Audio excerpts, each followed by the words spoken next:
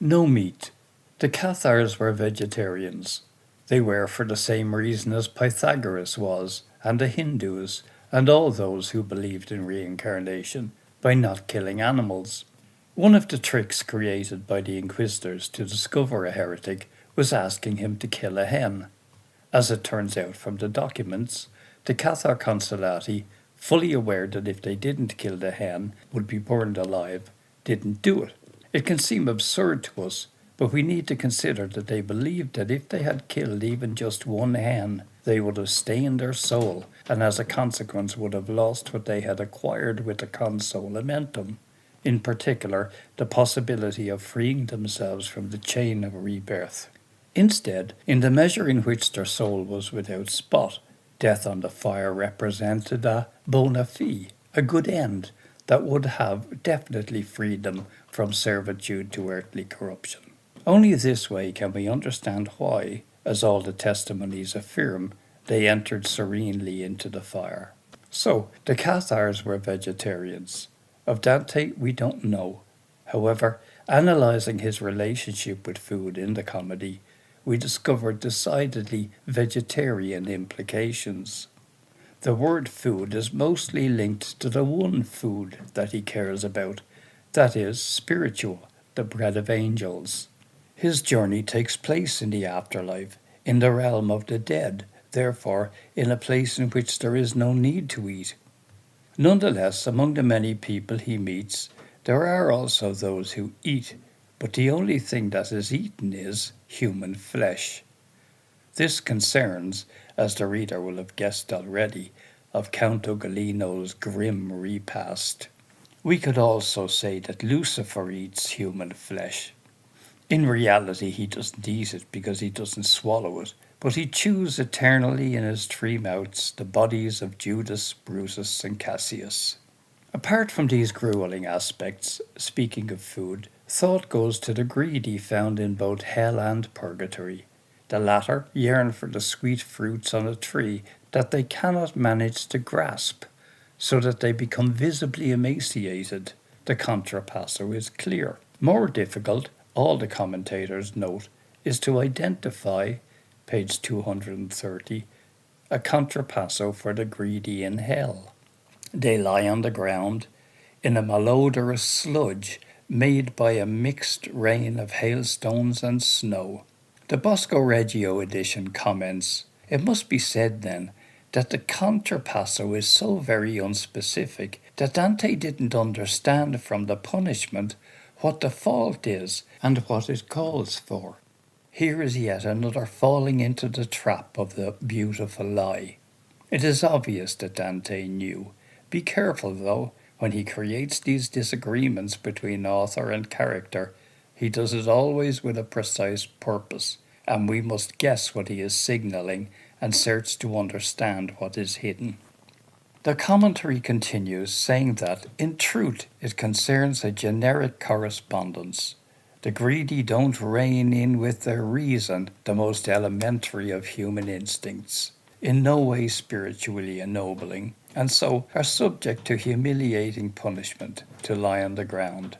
Even Sapegno believes that it's not easy this time to establish a precise relation between the punishment and the fault. Chiavacchi, instead, harking back to Boccaccio, speaks of a clear contrapasso in the contrast between this heavy and malodorous water and the refined food and the savoury wines with which these sinners were sated. I also think that it might be a clear contrapasso, precise and full of meaning. However, it's not about the fact that they are lying down in the fetid swamp, but another aspect of their punishment. That is, another punishment that Dante describes, ever so briefly, just one verse.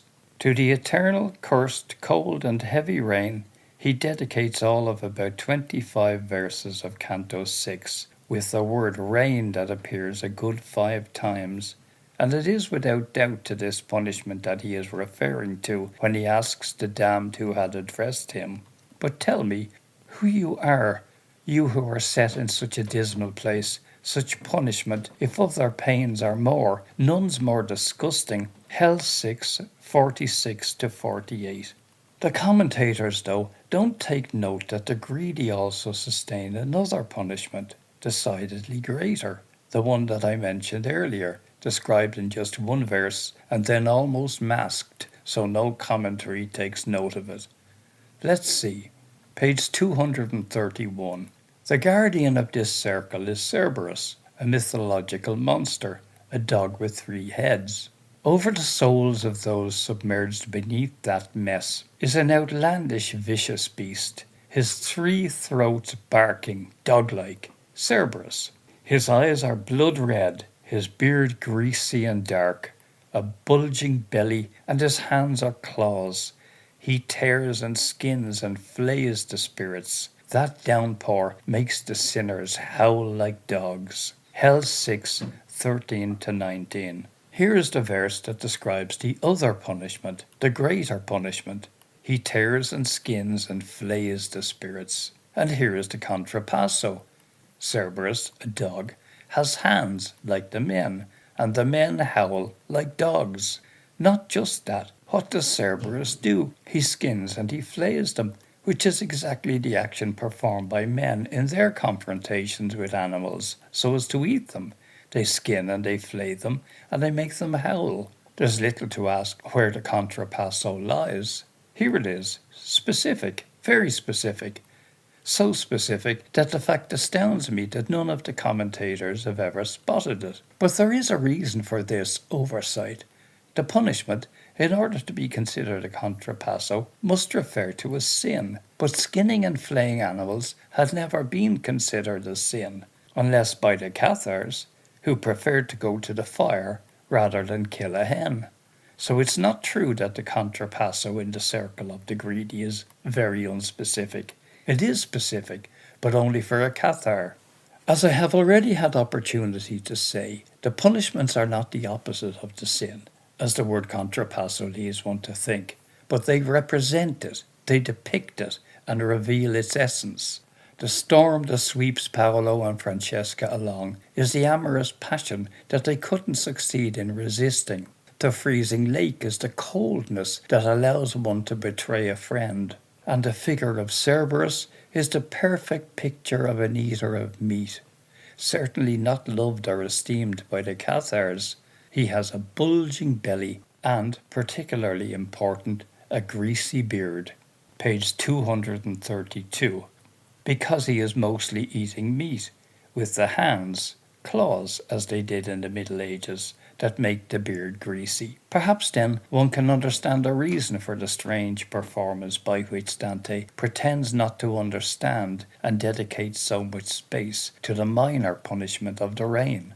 The reason could be that of averting the gaze from that contrapasso so blatantly devised by a vegetarian.